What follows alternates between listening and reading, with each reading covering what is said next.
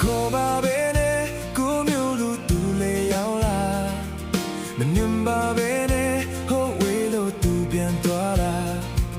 အချမ်းရခဲ့ပေါ်အမတ်တရားတို့ဒီရင်ထဲမှာ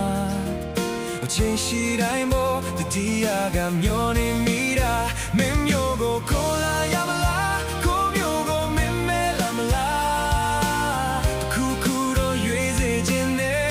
မင်းရဲ့မင်းရှိရာခေါ်လာရမလားကိုရှိရာမင်းမဲလာမလားလွန်လို့ယူတော့မယ်ခွေ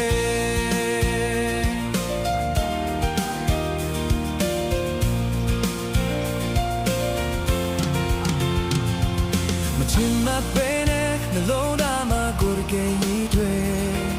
အချင်မီတော့မှဟိုဝေးလို့သူပြန်သွားတယ်